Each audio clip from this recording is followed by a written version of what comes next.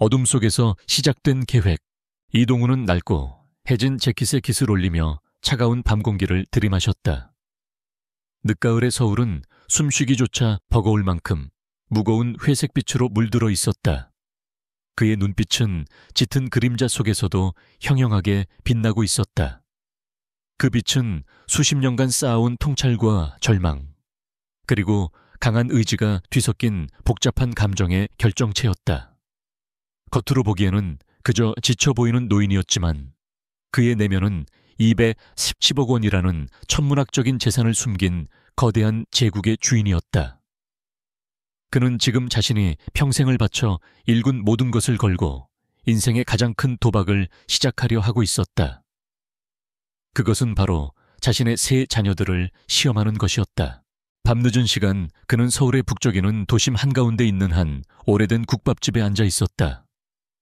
뜨거운 김이 모락모락 피어오르는 국밥 한 그릇을 앞에 두고 있었지만 그는 숟가락을 들지 않았다.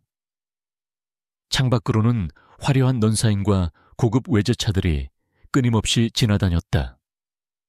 저 모든 화려함은 한때 그의 것이었고 또 여전히 그의 것이었다. 그러나 그는 오늘 그 모든 것을 버리고 가장 밑바닥으로 내려왔다. 이 거지 같은 행색이 바로 그의 위대한 시험을 위한 첫 번째 위장술이었다. 그의 머릿속에는 지난 몇 년간의 회한이 파노라마처럼 스쳐 지나갔다. 장남 이진우. 명문대를 졸업하고 아버지의 회사를 물려받을 준비를 하던 그는 이제 야심만 가득한 탐욕스러운 사업가로 변모해 있었다. 몇 년 전부터 시작된 불투명한 회사 자금 운용과 거래처를 향한 불공정한 압박들은 이동훈의 심기를 불편하게 했다. 그는 진우가 회사의 규모가 커지면서 서서히 오만과 탐욕에 물들어가는 것을 조용히 지켜봐 왔다. 진우는 이미 돈을 권력으로 착각하고 있었다. 둘째 딸 이지은. 그녀는 아름다웠고 세련되었으며 모든 것을 가졌다. 해외 유학을 마치고 돌아온 그녀는 패션 사업을 시작했지만 그것은 순전히 사치와 유행을 쫓는 데에만 몰두하는 허울뿐인 사업이었다. 그녀의 통장 잔고는 항상 연료에 가까웠고 끊임없이 아버지에게 손을 벌렸다. 지은은 아버지의 돈을 당연한 것으로 여겼고 사람을 외모와 배경으로 판단하는데 익숙해져 있었다. 그녀의 눈에는 돈의 가치가 그저 명품백의 가격표에 불과했다. 그리고 막내 이지혁. 그는 다른 형제들과는 달리 조용하고 내성적이었다. 하지만 그 내면은 어떤 것도 진심으로 마음에 두지 않는 무관심으로 가득 차 있었다. 그는 아버지의 재산을 당연하게 여기면서도 형과 누나처럼 적극적으로 탐하지는 않았다. 그저 그 모든 것을 혜택으로 누리며 쾌락에만 몰두했다. 지역에게는 아버지의 노력과 가치가 단지 자신의 편안한 삶을 보장해주는 보증수표일 뿐이었다. 그들은 모두 아버지의 그림자 아래에서 자라났다. 풍요 속에서 자란 이 세 아이는 그 풍요가 어떻게 만들어졌는지, 그리고 그 이면에 얼마나 많은 노력이 있었는지 전혀 알지 못했다. 이동훈은 그들에게 수많은 기회를 주었다. 사업의 본질에 대해 이야기했고 사회적 책임에 대해 강조했으며 무엇보다 인간으로서의 도리를 가르치려 했다. 그러나 그의 모든 노력은 그들의 귀에는 잔소리일 뿐이었다. 결국 이동훈은 깨달았다. 말로는 그들의 마음을 바꿀 수 없다는 것을. 그들에게는 진정한 시련과 고통이 필요했다. 그래서 그는 이 거대한 연극을 기획했다. 230억 원을 비밀리에 재단으로 옮기고 자신은 완전히 빈털터리가 된 것처럼 꾸미는 것. 그리고 낡은 옷을 입고 세상의 밑바닥으로 내려가 그들이 진정으로 무엇을 소중하게 여기는지, 그리고 그들에게 아직도 인간적인 양심과 따뜻함이 남아있는지 확인하는 것. 이것이 바로 그의 마지막 유산이었다. 그가 그들에게 남겨줄 수 있는 가장 값진 유산은 돈이 아닌 삶의 진정한 가치를 깨닫게 하는 경험이었다. 국밥집 주인이 낡은 옷차림의 이동훈을 안쓰러운 눈빛으로 바라보며 물었다. 어르신 혼자 오셨어요. 드실 만한가요? 이동우는 그제야 옅은 미소를 지으며 고개를 끄덕였다. 네, 맛있습니다. 그의 목소리는 낮았지만 단호했다. 마치 자신의 결정을 다시 한번 확인하는 듯했다. 다음 날 아침 이동우는 약속 장소인 서울 강남의 한 고급 호텔 로비로 향했다. 그곳에서 그는 자신의 변호사 강민석을 만났다.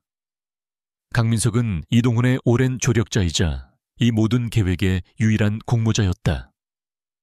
민석은 이동훈의 초라한 행색을 보며 안타까움을 금치 못했다. 회장님, 정말 이렇게까지 하셔야 합니까? 그냥 솔직하게 말씀하셔도. 이동훈은 민석의 말을 가로막았다. 아니, 말로는 안 돼. 이 방법뿐이야. 그들이 나를 진짜 거지로 보았을 때 그들의 본성이 드러날 거야. 민석 자네는 나를 믿고 이 계획을 끝까지 도와주게. 이동훈의 단호한 눈빛에 민석은 더 이상 반대하지 못하고 고개를 숙였다. 알겠습니다, 회장님. 하지만 혹시라도 위험한 상황이 발생하면 걱정 말게. 내 안전은 내가 지킬 테니 자네는 내가 지시하는 대로만 하면 돼. 그때 호텔 로비의 회전문이 열리며 이동훈의 세 자녀가 들어섰다. 가장 먼저 눈에 띈 것은 명품 정장을 차려입은 진우였다. 그의 얼굴에는 거만함과 함께 어딘지 모르게 불안한 기색이 서려 있었다. 그 뒤를 이어 화려한 브랜드 옷과 백을 든 지은이, 그리고 마지막으로 무심한 표정의 지혁이 따라왔다. 세 사람의 시선은 낡은 의자에 앉아있는 이동훈을 스쳐 지나갔지만 누구도 그가 자신의 아버지라는 것을 알아채지 못했다. 그들의 시선은 오직 화려한 로비와 사람들에게만 향해 있었다. 마침내 한적한 호텔 라운지의 한켠에 세 자녀가 모두 모였다. 이동훈은 떨리는 손으로 서류 봉투 하나를 그들 앞에 내려놓았다. 얘들아, 아버지가 너희들에게 할 말이 있다. 그의 목소리는 평소와 달리 힘이 없었고 진우는 짜증 섞인 표정으로 그를 바라보았다. 아버지 바쁘니까 본론만 말씀하세요. 우리 회사가 결국 부도가 났다. 지난 몇 년간의 경영 악화와 무리한 투자로 인해 모든 것을 잃었다. 230억 원, 모든 것이 다 사라졌다. 정적이 흘렀다.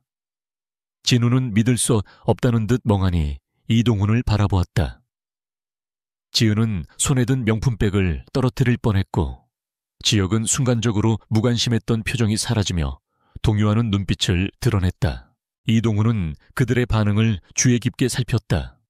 이것이 바로 그의 계획의 첫 번째 단계였다. 그의 눈에는 희망과 함께 깊은 슬픔이 교차하고 있었다. 그가 바라던 것은 그들이 절망하는 모습이 아니었다. 그가 보고 싶었던 것은 이 절망 속에서 그들이 과연 가족으로서 서로를 위하고 아버지인 자신에게 따뜻한 위로의 한마디라도 건네는 모습이었다. 그러나 그들의 눈빛에는 오직 상실감과 당황스러움만이 가득했다. 진우가 가장 먼저 입을 열었다. 아버지, 농담이시죠? 말도 안 돼. 그럼 회사 자금은 어떻게 된 거예요? 그 많은 돈이 다 어디로 갔어요? 제가 알기론 아직 회사에 상당한 유동자금이 남아있어야 하는데. 그의 목소리는 걱정이 아닌 분노로 가득 차 있었다. 그는 이미 자신의 몫이 사라졌다는 사실에만 초점을 맞추고 있었다. 지우는 울음을 터뜨렸다. 아빠, 그럼 이제 나 어떡해? 내 가게는, 내 생활비는 이제 더 이상 카드도 못 쓰는 거야. 그녀의 눈물은 아버지의 처지에 대한 연민이 아니라 자신의 화려한 미래가 사라졌다는 이기적인 슬픔 때문이었다. 지혁은 침묵을 지켰다. 그러나 그의 눈빛은 형과 누나의 말에 동조하는 듯했다. 그는 그저 이 상황을 어떻게 벗어날 수 있을지 계산하고 있는 듯했다. 그에게는 이 모든 것이 그저 귀찮고 성가신 문제일 뿐이었다. 이동훈은 그들의 반응을 보며 말없이 고개를 떨구었다. 그의 마음속에는 차가운 바람이 불어오는 듯했다. 그는 알고 있었다. 이것은 시작에 불과하다는 것을, 진짜 시련은 이제부터였다. 그는 이 모든 것을 견뎌내고 끝내 그들에게 진정한 가르침을 남겨주기로 결심했다. 그리고 그가 선택한 다음 단계는 거리로 나서는 것이었다. 가난의 그림자 시험의 시작, 그림자. 이동훈은 세 자녀의 냉담한 반응에 깊은 실망감을 느꼈지만 이미 예상했던 바였다.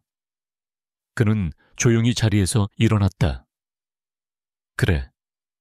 너희들의 마음은 충분히 이해해야 한다. 하지만 나는 이제 정말 가진 것이 아무것도 없어. 너희들에게 줄 수 있는 것도 도와줄 수 있는 것도 없다. 그의 목소리는 차분했지만 그 안에는 모든 것을 잃은 자의 무거운 절망감이 배어 있었다. 진우는 그제야 아버지의 초라한 행색을 다시 한번 훑어보았다. 아버지, 정말 모든 것을 탕진한 거예요. 그럼 왜 미리 말씀하지 않으셨어요? 제가 알았다면 어떻게든 막았을 텐데요. 그의 말은 겉으로는 걱정하는 듯했지만 그 속내는 왜 내 목까지 날려버렸느냐는 비난에 가까웠다. 진우는 이미 자신의 머릿속으로 어떻게든 아버지의 남은 재산을 찾아내고 자신의 사업에 끌어들일 방법을 계산하고 있었다. 지은은 눈물 콧물을 흘리며 호소했다. 아빠, 제발 도와주세요. 저 내일 백화점 가야 하는데 카드 한도 다 막힌 것 같아요. 친구들 만나면 뭐라고 해요. 저 거지 되는 거 싫어요. 그녀의 눈물은 진심이 아니었다. 그것은 오직 자신을 위한 연극이었다. 지혁은 여전히 무표정했다. 그럼 집은 어떻게 되는 거예요? 우리 이제 길바닥에 나앉는 거예요. 그의 목소리에는 어떤 감정의 동요도 느껴지지 않았다. 그저 현실을 확인하고 싶어하는 로봇처럼 보였다. 이동훈은 그들의 질문에 아무런 대답도 하지 않았다. 그는 그저 씁쓸한 미소를 지으며 라운지를 빠져나왔다. 그의 뒤를 따라 강민석이 안타까운 표정으로 다가왔다. 회장님, 정말 괜찮으시겠습니까? 이동훈은 고개를 젓고 말했다. 괜찮네. 이제부터가 진짜 시작이야. 나는 오늘부로 거지 이동훈이 될 거야. 그리고 자네는 내 유일한 목격자가 되어주게. 민석은 이동훈의 낡은 재킷을 보며 말했다. 회장님, 제가 준비해둔 작은 오피스텔이 있습니다. 거기서라도 지내시는 게. 이동훈은 단호하게 거절했다. 아니, 내가 그들의 눈앞에서 완전히 사라져야 해. 그들은 내가 더 이상 존재하지 않는 것처럼 생각할 거야. 그것이 내 계획의 핵심이야. 자네는 내가 그들에게 완전히 잊혀졌을 때, 그때부터 나를 도와주면 돼. 그날 이후 이동훈은 정말로 거리로 나섰다. 그는 밤에는 공원 벤치에서 잠을 청했고, 낮에는 사람들이 버린 음식을 찾아 먹거나 폐지를 주었다. 그의 몸은 지쳐갔지만 그의 정신은 그 어느 때보다 날카로워졌다. 그는 거리의 소음을 배경 삼아 자신의 세 자녀들이 어떻게 반응하는지 조용히 관찰했다. 진우는 아버지의 부도 소식이 알려지자마자 제일 먼저 아버지의 회사를 찾아갔다. 그러나 그곳에는 이미 모든 것이 정리된 후였다. 그는 분노했다. 자신이 차지할 수 있었던 권력과 재산이 한순간에 사라졌다는 사실에 치를 떨었다. 그는 자신의 인맥을 총동원해 아버지의 행방과 재산의 흔적을 찾기 시작했다. 그는 이 모든 것이 아버지의 무능 때문이라고 확신하며 남은 자산이라도 찾아내려 혈안이 되었다. 그의 눈에는 이미 아버지에 대한 존경심이나 걱정은 사라진 지 오래였다. 오직 탐욕만이 가득했다. 지은은 아버지의 부도 소식 이후 친구들과 연락을 끊고 잠적했다. 그녀의 화려한 SNS 계정은 더 이상 새로운 게시물이 올라오지 않았다. 그녀는 아버지의 돈으로 만나던 남자들에게도 버림받았다. 그녀는 하루아침에 모든 것을 잃은 절망감에 휩싸였다. 그녀는 아버지에게 끊임없이 전화를 걸었지만 이동훈은 그녀의 전화를 받지 않았다. 지은은 결국 아버지를 원망하기 시작했다. 내게는 아무것도 남겨주지 않고 혼자만 사라져버렸다. 고 생각하며 자신의 불행을 아버지 탓으로 돌렸다. 지역은 다른 두 형제와는 달랐다. 그는 아버지의 부도 소식에 크게 동요하지 않는 듯 했다.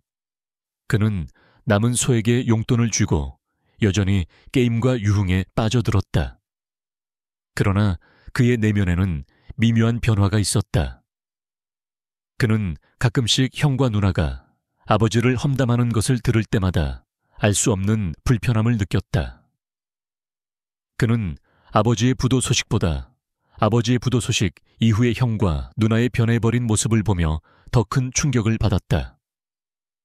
그러나 그는 그 감정을 애써 외면하고 다시 게임 속으로 도피했다.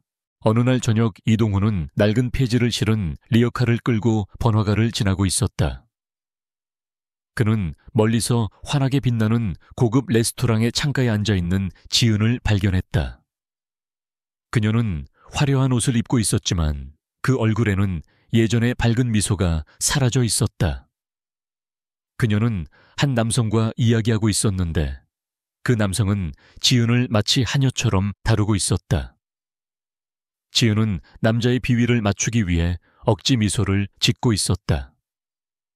이동훈은 그 모습을 보며 가슴이 찢어지는 듯한 고통을 느꼈다. 그의 딸이 그렇게 자랑스러워했던 딸이 이제 돈 때문에 자신을 희생하고 있었다. 그때 갑자기 한 무리의 사람들이 나타나 지은을 향해 비난을 쏟아내기 시작했다. 이 사기꾼 내 아버지 때문에 우리 집이 망했어. 지은은 당황하며 그들을 피하려 했지만 그들은 지은의 팔을 잡고 놓아주지 않았다. 이동훈은 그 모습을 보며 본능적으로 달려가려 했지만 그의 몸은 멈춰 섰다. 그는 이 모든 것이 자신의 계획의 일부임을, 그들이 스스로의 힘으로 이 시련을 이겨내야 함을 되새겼다.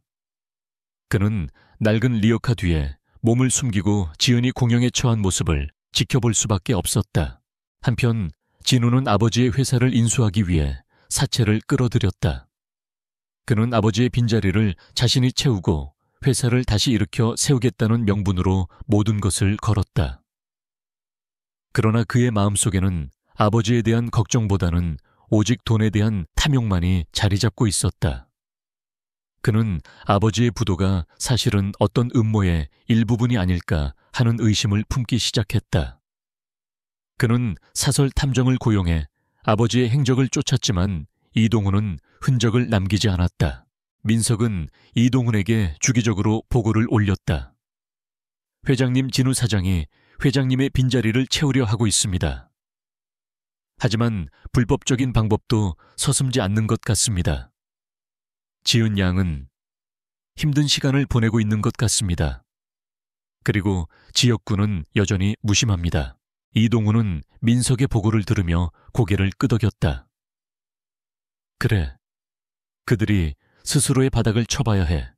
그때가 되면 그들이 진정으로 무엇을 원하는지, 그리고 무엇이 중요한지 깨닫게 될 거야. 그의 눈빛은 여전히 단호했지만 그 안에는 자식들을 향한 끝없는 사랑과 안타까움이 교차하고 있었다. 시간이 흘렀다. 이동훈의 몸은 더욱 초췌해졌고 그의 얼굴에는 깊은 주름이 새겨졌다. 그는 이제 진짜 노숙자처럼 보였다. 아무도 그가 한때 거대에 대한 제국의 주인이었다는 것을 상상하지 못했다. 그는 공원 벤치에 앉아 폐지 더미를 바라보며 생각에 잠겼다. 과연 이 모든 시련이 끝났을 때 그의 자식들은 어떤 모습으로 그 앞에 서게 될까?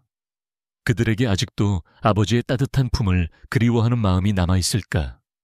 그의 마음속에는 희망과 함께 깊은 회의가 자리 잡고 있었다. 그는 폐지 더미 속에서 우연히 찢어진 가족 사진 한 장을 발견했다. 낡은 사진 속에는 환하게 웃고 있는 젊은 시절의 자신과 아내, 그리고 아직 어린 새 아이들의 모습이 담겨 있었다. 이동훈은 그 사진을 소중하게 주워들고 품에 안았다. 그 사진은 그에게 이 모든 고통을 견디게 해주는 유일한 힘이었다. 거리에 아버지 감춰진 진실. 이동훈은 더 이상 과거의 회장 이동훈이 아니었다. 그는 도시의 어두운 그림자 속에서 살아가는 이름 없는 노인일 뿐이었다. 그의 낡은 재킷은 차가운 바람을 막아주지 못했고 맨발에 가까운 신발은 거친 아스팔트 위에서 그의 발을 보호해주지 못했다. 그러나 그의 눈빛만큼은 여전히 날카롭게 빛나고 있었다. 그는 거리의 풍경 속에 완전히 녹아들어 그 누구도 그를 알아볼 수 없게 되었다. 그에게는 매일이 고통스러운 시험이었지만 동시에 자식들의 민낯을 가장 가까이에서 지켜볼 수 있는 유일한 기회였다. 강민석 변호사는 매일 밤 이동훈이 머무는 공원 근처로 찾아왔다. 그는 이동훈에게 따뜻한 커피 한 잔과 함께 그날의 보고를 전했다. 회장님, 진우 사장이 사채업자들과 손을 잡고 있습니다. 회장님 회사에 남은 자산을 몰래 빼돌리려고 하는 것 같습니다. 그리고 그가 회장님께서 미리 마련해둔 비밀금고를 찾고 있습니다. 진우 사장은 그 안에 아직 거액의 비자금이 숨겨져 있다고 확신하고 있습니다. 이동훈은 차가운 커피를 한 모금 마시며 조용히 말했다. 그럴 줄 알았네. 그 아이는 결국 자신의 욕심 때문에 무너질 거야. 자네는 계속해서 그 아이의 행보를 감시하게. 아직 때가 아니야. 민석은 깊은 한숨을 내쉬었다. 회장님, 정말 이렇게까지 하셔야 합니까? 제가 보기에 진우 사장님은 이미 돌아올 수 없는 강을 건넌 것 같습니다. 지은 양도 마찬가지입니다. 그녀는 명품을 사기 위해 불법적인 일에도 손을 대기 시작했습니다. 그 아이들에게는 아직 희망이 있어. 그 희망이 어떤 것인지 나는 이 거리에서 찾을 거야. 이동훈은 굳은 목소리로 말했다. 그는 지은이 자신의 몸을 팔아 돈을 벌고 있다는 소식을 듣고도 결코 분노를 표출하지 않았다. 대신 그는 조용히 눈을 감고 그녀가 이 모든 것을 통해 무엇을 깨닫게 될지 기다렸다. 그러던 어느 날 이동훈은 진우가 자주 드나드는 고급바 앞에서 폐지를 줍고 있었다. 진우는 술에 취해 비틀거리며 밖으로 나왔다. 그는 값비싼 양복을 입고 있었지만 그 얼굴에는 이미 탐욕과 불안으로 가득 찬 그림자가 드리워져 있었다. 진우는 누군가와 전화통화를 하고 있었다. 그래. 어떻게든 그 땅을 내 손에 넣어야 해. 아버지 이름으로 된 그 땅. 그것만 있으면 내 사업을 다시 일으켜 세울 수 있어. 빚은 내가 알아서 갚을 테니 어떻게든 계약서만 만들어줘. 이동훈의 가슴이 철렁 내려앉았다. 그 땅은 그가 평생을 바쳐 모은 재산 중 가장 가치가 있는 것이었다. 그리고 그 땅은 오직 진정으로 가치 있는 일을 할 사람에게만 주어지도록 설계되어 있었다. 이동훈은 진우가 그 땅을 노리고 있다는 사실에 충격을 받았다. 그 아이는 아버지가 왜 그 땅을 남겨두었는지, 그 땅의 진정한 가치가 무엇인지 전혀 알지 못했다. 그에게는 그저 돈 그 이상도 이하도 아니었다. 이동훈은 분노했지만 동시에 냉정함을 잃지 않았다. 그는 진우가 그 땅을 얻기 위해 어떤 짓을 할지 지켜보기로 결심했다. 그 순간 이동훈의 눈에 낯선 남자가 들어왔다. 그는 진우에게 다가가 정중하게 인사를 건넸다. 그 남자의 눈빛은 탐욕스러웠고 이동훈은 본능적으로 그가 진우의 사채업자 중 한 명이라는 것을 직감했다. 한편 지은은 아버지의 부도 소식 이후 사치를 위해 불법적인 일에 손을 대기 시작했다. 그녀는 결국 사채업자들에게 쫓기는 신세가 되었다. 어느 날 저녁 그녀는 낡은 아파트 단지 앞에서 혼자 울고 있었다. 이동훈은 멀리서 그녀를 발견하고 조용히 그녀의 곁으로 다가갔다. 그는 그녀에게 따뜻한 커피 한 잔을 건넸다. 아가씨, 너무 힘들어 보여서. 지은은 고개를 들고 이동훈을 바라보았다. 그녀는 그가 자신의 아버지라는 것을 꿈에도 생각지 못했다. 그녀는 눈물을 흘리며 말했다. 저도 예전에는 잘 살았어요. 아빠가 저를 버리고 도망갔어요. 이제 저 혼자예요. 이동훈은 아무 말 없이 그녀의 이야기를 들어주었다. 그는 그녀의 손을 잡고 그녀의 어깨를 조용히 토닥여 주었다. 그녀의 눈빛에는 더 이상 화려함이 없었다.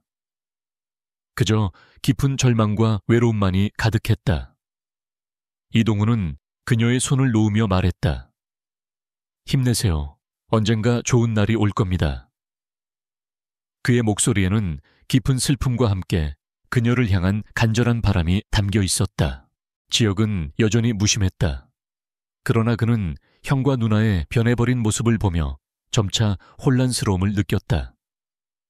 그는 형 진우가 아버지를 험담하고 누나 지은이 사채업자들에게 쫓기는 모습을 보며 아버지의 부도가 정말로 진실인지 의심하기 시작했다. 그는 형과 누나가 아버지의 재산을 노리고 있다는 사실을 알게 되었고 그들의 행동에 깊은 실망감을 느꼈다. 어느 날 지혁은 혼자 공원 벤치에 앉아 있었다. 그는 자신이 왜 이렇게 살고 있는지, 무엇을 위해 살아야 하는지 고민하고 있었다. 그때 낡은 옷을 입은 이동훈이 그의 곁을 지나갔다. 지혁은 이동훈을 스쳐 지나갔지만 무언가 익숙한 느낌에 고개를 돌렸다. 그는 이동훈의 눈빛을 보았고 그 눈빛에서 묘한 슬픔과 깊은 연민을 느꼈다. 그는 그 눈빛이 마치 자신의 아버지의 눈빛과 닮았다고 생각했다. 그러나 그는 그저 잠시 스쳐 지나가는 인연이라고 생각하고 다시 고개를 돌려 게임에 집중했다. 이동훈은 지혁의 곁을 지나며 그의 눈빛 속에서 미묘한 변화를 읽어냈다. 그는 지혁이 다른 두 형제와는 달리 아직 완전히 타락하지 않았다는 것을 직감했다. 그는 지혁에게서 희미하지만 여전히 남아있는 가족에 대한 따뜻한 감정을 읽어냈다. 이동훈은 그 작은 희망의 불씨를 보고 자신의 계획을 계속하기로 결심했다. 시간이 흐를수록 이동훈의 계획은 더욱 복잡해지고 있었다. 진우는 아버지의 땅을 차지하기 위해 온갖 불법적인 수단을 동원했고 지은은 사채업자들의 덫에 걸려들었다. 지혁은 이 모든 것을 보며 혼란에 빠졌다.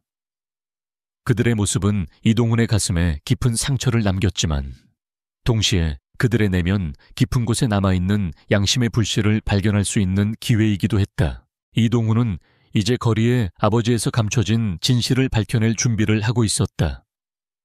그는 낡은 재킷을 단단히 여미고 차가운 바람을 맞으며 결심했다. 이제는 그들의 고통을 끝내고 진실을 마주하게 할 때가 온 것이다. 음모와 배신 가족의 균열, 강남의 한 고급 오피스텔. 늦은 밤 이진우는 초조하게 창밖을 내다보고 있었다. 그의 앞에는 여러 장의 서류들이 펼쳐져 있었다. 그 서류들은 아버지 이동훈 명의로 되어 있는 한때는 허허벌판이었지만 이제는 수백억 원의 가치를 지니게 된 개발 예정지 땅 문서들이었다. 진우는 그 서류들을 바라보며 탐욕스러운 미소를 지었다. 아버지, 이깟 종이 쪼가리 하나로 내 인생을 바꿀 수 있는데 왜 저 거지 같은 꼴로 사시는 겁니까? 어차피 이 모든 건 저에게 돌아올 몫이었는데. 그의 혼잣말에는 아버지에 대한 존경심이나 애정은 찾아볼 수 없었다. 오직 자신의 욕망을 채우지 못하는 상황에 대한 불만과 분노만이 가득했다. 진우는 사채업자들에게 끌어다 쓴 돈으로 이미 낡은 회사 건물을 사들였다. 그는 아버지의 부도를 공식화하며 자신이 회사를 재건하는 유일한 구원자처럼 행동했다. 그러나 그의 속내는 전혀 달랐다. 그는 아버지의 마지막 재산인 이 땅을 차지하고 자신의 이름으로 새로운 제국을 건설하려 했다. 그는 법적 절차를 무시하고 문서 위조를 통해 소유권을 이전하려 했다. 진우 사장님 말씀하신 대로 서류는 다 준비했습니다. 이제 회장님의 서명만 받으면 됩니다. 진우가 고용한 전문 브로커가 조심스럽게 말했다. 진우는 브로커가 건네는 위조된 서류를 받아들고 날카로운 눈빛으로 그를 쳐다보았다. 그래, 이제 아버지의 위치만 파악하면 돼. 내가 직접 가서 서명을 받아낼 거야. 그 시각 이동훈은 낡은 공원에서 차가운 밤바람을 맞으며 잠들어 있었다. 그의 곁에는 강민석이 조용히 서 있었다. 민석은 진우의 모든 계획을 이동훈에게 보고했다. 회장님, 진우 사장님께서 위조된 서류를 가지고 회장님을 찾아 나섰습니다. 그 땅을 차지하려고 합니다. 이대로 두시면 큰일 납니다. 이동훈은 조용히 눈을 떴다. 그의 눈빛은 더 이상 피곤해 지쳐 보이지 않았다.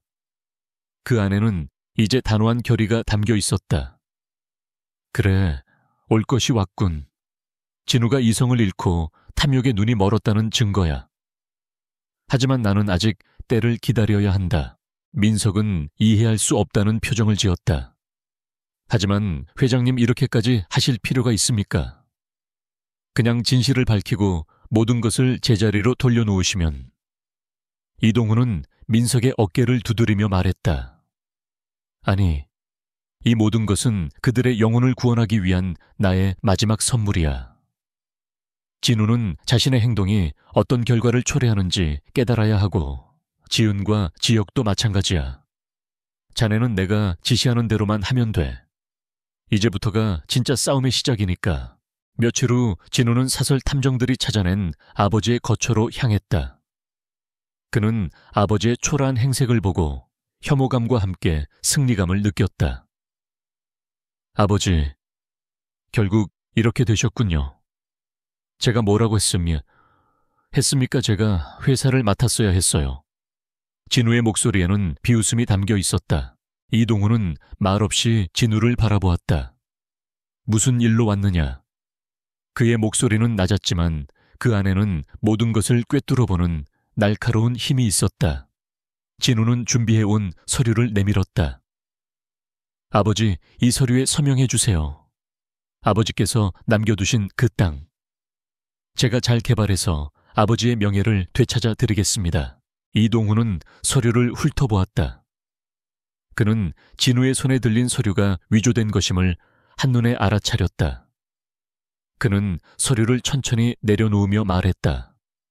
진우야, 이 서류는 가짜다. 너는 나를 속이려 하고 있구나. 진우는 당황했지만 이내 오만하게 웃었다. 아버지, 이제 와서 그런 말씀을 하시면 어쩌자는 겁니까? 어차피 아버지는 아무것도 가진 것이 없지 않습니까? 제가 이 땅을 차지해서 저희 가족을 다시 일으켜 세우려는 겁니다. 왜 제 앞길을 막으려 하십니까? 그의 눈은 분노와 탐욕으로 불타올랐다. 그는 자신의 행동이 얼마나 비도덕적인지 전혀 깨닫지 못하고 있었다. 그 순간 멀리서 지은과 지역이 나타났다. 지은은 사채업자들에게 쫓기다가 우연히 이 광경을 목격하게 되었다. 그녀는 형이 아버지에게 서류를 내밀고 아버지가 그것을 거부하는 모습을 보며 혼란스러워했다. 그녀는 아버지의 초라한 행사에게 충격을 받았지만 형의 행동에 더 큰 충격을 받았다. 오빠, 지금 뭐 하는 거야? 아빠한테 왜 그런 짓을 해? 지역은 형의 뒤에서 이 모든 것을 지켜보고 있었다. 그는 형이 아버지의 마지막 남은 재산을 빼앗으려 한다는 사실에 깊은 배신감을 느꼈다. 그는 더 이상 형을 형으로 볼 수 없었다. 그의 마음속에는 그동안 외면했던 죄책감과 분노가 뒤섞여 폭발하기 시작했다. 형, 이건 아니지. 아버지는 우리에게 모든 것을 주셨어. 그런데 어떻게 아버지의 마지막까지 빼앗으려 할 수 있어? 진우는 동생들의 등장에 당황했지만 이내 냉정함을 되찾았다. 너희들은 뭘 안다고 그래? 아버지가 모든 것을 망쳐놨어. 나는 그저 우리 가족을 다시 일으켜 세우려는 것뿐이야. 너희들은 아무것도 모르니 끼어들지 마. 세 자녀의 눈빛은 서로를 향해 엇갈렸다. 진우는 탐욕으로 지어는 혼란과 회의감으로, 지혁은 배신감과 분노로 가득 차 있었다. 그들의 눈빛은 더 이상 가족의 눈빛이 아니었다. 그것은 서로의 이익을 다투는 짐승들의 눈빛에 가까웠다. 이동훈은 그들의 모습을 보며 말없이 눈을 감았다. 그의 계획은 성공했다. 그들의 내면 깊은 곳에 숨겨져 있던 본성이 드러났다. 진우의 탐욕 지은의 이기심, 그리고 지역의 무관심 속에서 싹트기 시작한 양심. 이 모든 것을 확인한 이동우는 이제 마지막 단계로 나아갈 준비를 했다. 그는 조용히 자리에서 일어나 진우의 어깨에 손을 올렸다. 진우야, 너는 나를 속이려 했지만 나는 너를 용서한다. 하지만 너의 탐욕은 결국 너 자신을 파멸로 이끌 것이다. 그의 목소리는 차분했지만 그 안에는 무서운 경고가 담겨 있었다. 진우는 아버지의 손길을 뿌리치고 도망치듯 자리를 떠났다. 지우는 눈물을 흘리며 이동훈에게 다가왔다. 아빠, 제가 잘못했어요. 제가 정말 잘못했어요. 그녀의 눈물은 이제 이기심이 아닌 진정한 후회의 눈물이었다. 지혁은 아무 말 없이 그저 아버지를 바라보았다. 그의 눈빛에는 미안함과 함께 이제야 모든 것을 깨달은 자의 복잡한 감정이 서려 있었다. 이동훈은 지은의 손을 잡고 지혁의 머리를 쓰다듬어 주었다. 아직 늦지 않았다. 너희들은 아직 스스로의 힘으로 일어설 수 있다. 그의 목소리는 이제 아버지의 따뜻함으로 가득 차 있었다. 이로써 가족의 균열은 절정에 달했고 동시에 새로운 희망의 씨앗이 뿌려졌다. 방역의 서막 숨겨진 카드. 이동훈은 진우가 떠나간 자리에 홀로 남았다. 그의 눈에는 아들을 향한 실망감과 동시에 지은과 지역의 변화하는 모습에서 발견한 희미한 희망이 교차하고 있었다. 그는 더 이상 자신을 거지로 위장할 필요가 없다고 생각했다. 이제는 진실을 드러내고 이 모든 비극을 끝내야 할 때였다. 그는 조용히 강민석에게 연락을 취했다. 민석아, 이제 모든 준비를 시작하게. 우리가 숨겨둔 마지막 카드를 꺼내야 할 때가 왔어. 민석은 이동훈의 단호한 목소리에 희망을 느꼈다. 알겠습니다, 회장님. 모든 것이 준비되어 있습니다. 언제든 지시만 내려주십시오. 이동훈은 지은과 지역을 찾아갔다. 지은은 여전히 눈물을 흘리고 있었고 지역은 침묵 속에서 깊은 고민에 빠져 있었다. 이동훈은 그들의 곁에 앉아 그들의 손을 잡았다. 얘들아, 이제 아빠의 진짜 이야기를 들려줄 때가 온 것 같구나. 그는 자신의 모든 것을 걸고 시작한 이 연극의 진실을 털어놓았다. 230억 원의 재산은 사라진 것이 아니라 비밀리에 설립된 공익재단으로 옮겨졌다는 것. 그리고 자신이 거지 행색을 하고 거리를 전전했던 것은 오직 그들의 진정한 모습을 보기 위한 마지막 시험이었다는 것. 이동훈의 이야기를 들은 지은과 지역은 충격과 함께 죄책감에 휩싸였다. 지은은 오열하며 말했다. 아빠, 저는 아빠를 원망했어요. 제가 얼마나 이기적이고 어리석었는지 이제야 알겠어요. 제가 저지른 모든 일 다 용서받을 수 없을 거예요. 지역은 조용히 고개를 떨구었다. 아버지, 저도 형과 다르지 않았습니다. 저 역시 아버지의 부도를 이용해 제 안위만을 생각했습니다. 저는 아버지를 외면했고 형의 잘못을 보고도 침묵했습니다. 죄송합니다. 이동훈은 그들의 손을 꼭 잡았다. 아니, 너희들에게는 아직 희망이 남아있다. 지은아, 너는 이제 물질적인 욕망이 아닌 진정한 삶의 가치를 찾아야 해. 지여가, 너는 이제 침묵이 아닌 용기와 정의를 선택해야 해. 아빠가 너희들을 시험한 것은 너희들을 벌하기 위함이 아니라 너희들 안에 숨겨진 진정한 빛을 찾아주기 위함이었단다. 그는 이제 진우에게 향했다. 진우는 이미 자신의 오피스텔에서 브로커들과 함께 위조된 서류를 최종적으로 검토하고 있었다. 그는 아버지의 서명을 받을 계획을 세우며 자신의 승리를 확신하고 있었다. 그때 갑자기 문이 열리고 이동훈이 들어섰다. 그는 더 이상 초라한 거지 행색이 아니었다. 그의 몸에는 잘 재단된 고급 수트가 걸쳐져 있었고 그의 눈빛은 권위와 위엄으로 가득 차 있었다. 진우는 아버지의 변신에 놀라 입을 다물지 못했다. 아, 아버지, 이게 어떻게 된... 진우의 말은 떨리고 있었다. 그는 직감적으로 모든 것이 잘못되었다는 것을 깨달았다. 이동훈은 진우의 책상에 놓인 서류들을 바라보았다. 진우야, 이 모든 것은 가짜다. 너는 나를 속이려 했고 내 마지막 남은 재산까지 탐하려 했지. 하지만 네가 탐하는 그 땅은 이미 내 것이 될 수 없단다. 진우는 분노와 함께 불안에 떨었다. 무슨 말씀이세요?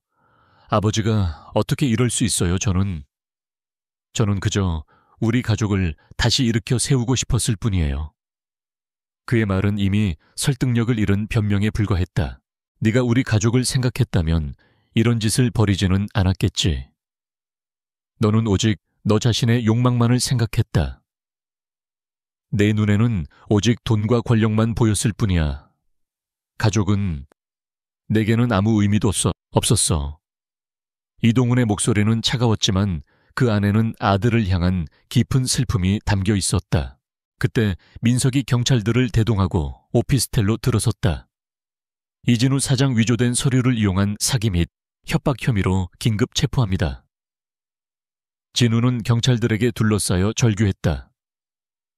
아버지, 이게 어떻게 된 거예요? 저는 억울해요.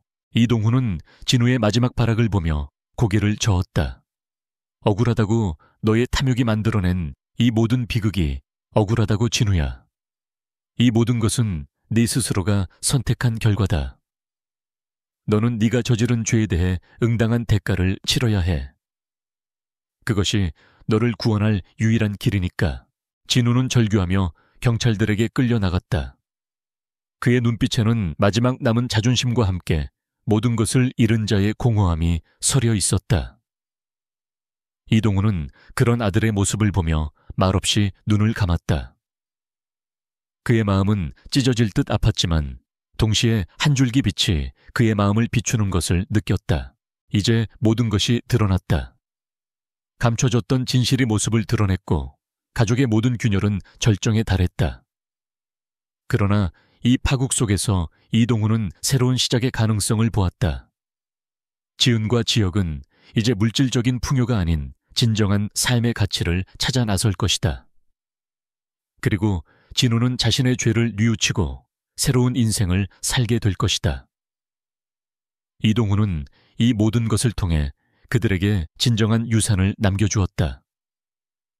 그것은 바로 돈보다 귀한 삶의 가치와 교훈이었다. 진실의 폭풍 뒤집힌 운명. 이진우의 체포는 순식간에 언론의 헤드라인을 장식했다. 한때 유망한 사업가로 불리던 이가 아버지의 부도를 이용해 사기 행각을 벌였다는 소식은 사회 전체에 큰 충격을 주었다.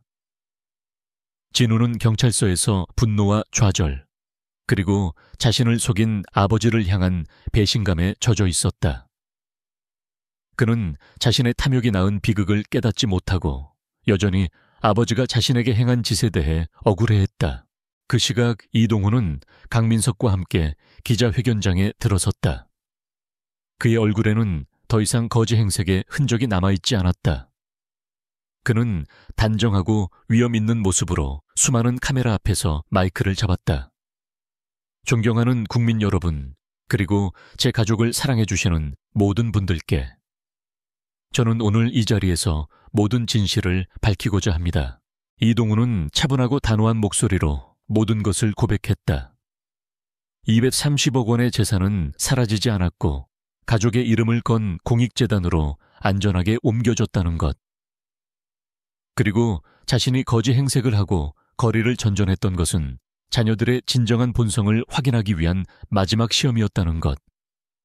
그는 자신의 세 자녀들이 겪은 고통과 시련, 그리고 그들이 보여준 변화의 모습을 솔직하게 털어놓았다.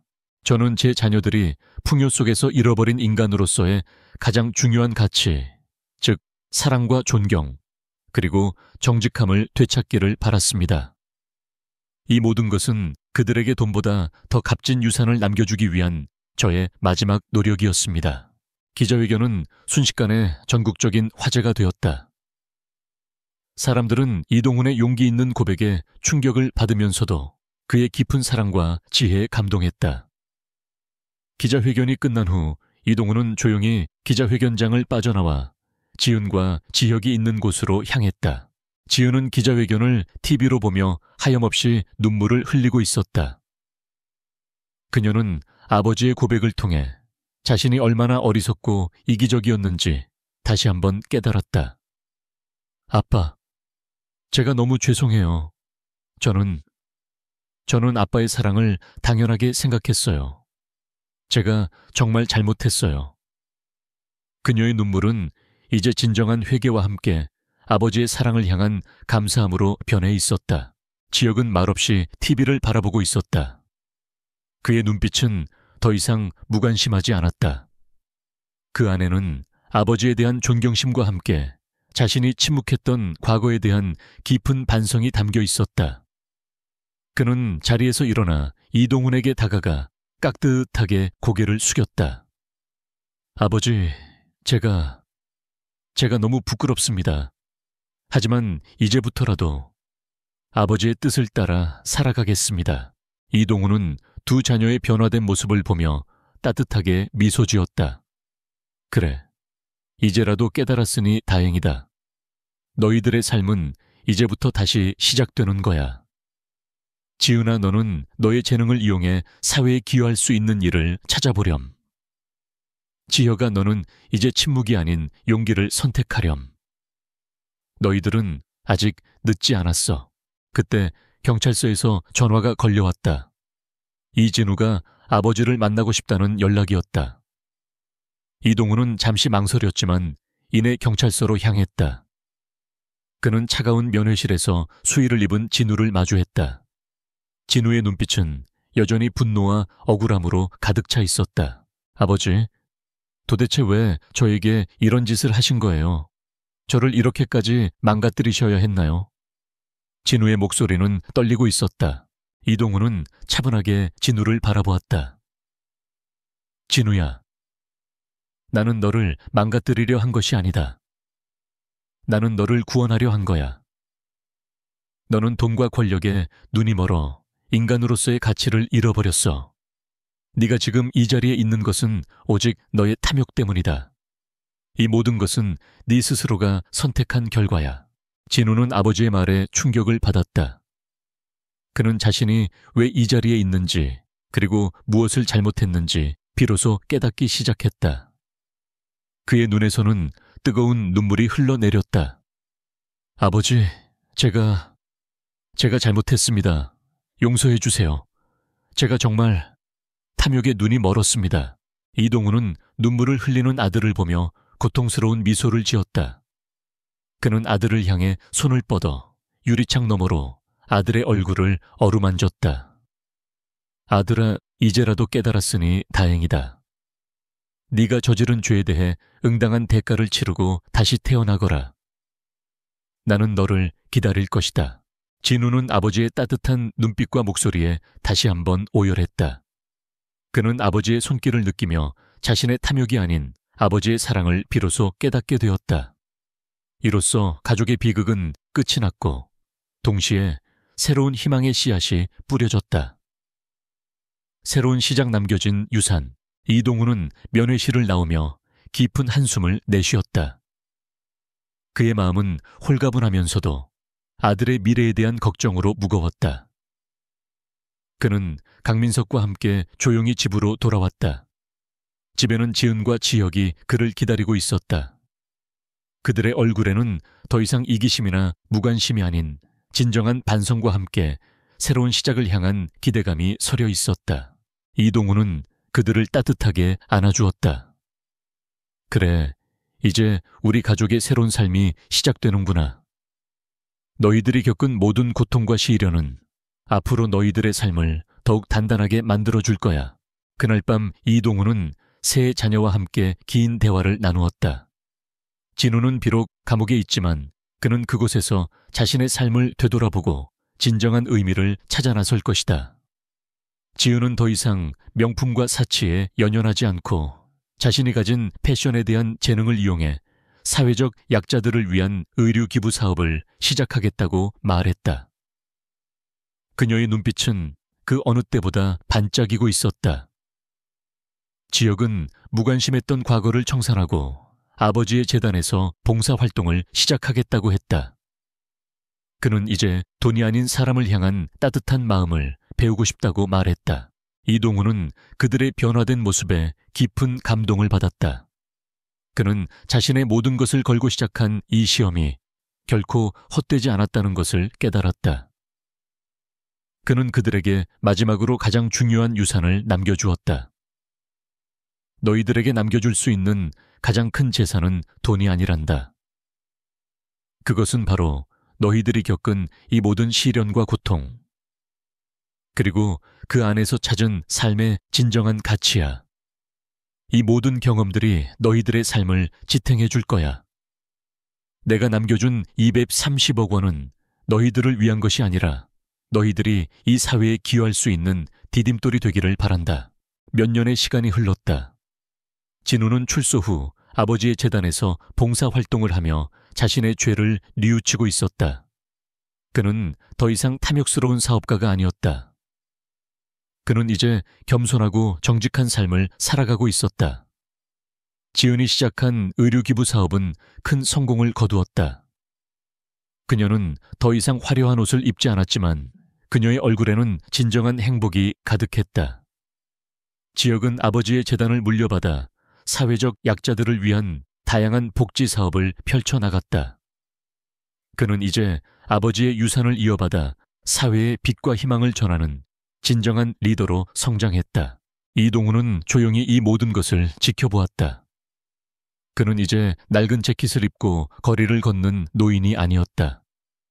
그는 세월의 흔적이 깊게 드리워진 얼굴에 따뜻한 미소를 띠고 지팡이를 짚으며 한적한 공원을 산책하는 평범한 아버지였다. 그의 눈빛에는 여전히 깊은 지혜가 담겨 있었지만 그 안에는 이제 더 이상 슬픔이나 고통이 아닌 자식들의 변화된 모습에서 오는 깊은 만족감과 평화로움이 가득했다. 그는 낡은 공원 벤치에 앉아 지은과 지혁이 활짝 웃고 있는 사진을 바라보았다. 사진 속에는 이제 진우도 함께 있었다. 그의 얼굴에는 행복과 함께 과거의 어둠을 완전히 벗어던진 밝은 미소가 담겨 있었다. 이동훈은 사진을 품에 안고 조용히 눈을 감았다. 그는 이 모든 것이 결국 자녀들을 향한 그의 사랑의 증표였음을 깨달았다. 진정한 유산은 돈이 아니다. 그것은 사랑과 용서, 그리고 삶의 진정한 가치를 깨닫는 경험이다. 이동훈은 이 모든 것을 통해 자녀들에게 가장 값진 유산을 남겨주었고, 그들의 삶은 그 유산을 통해 비로소 완성되었다.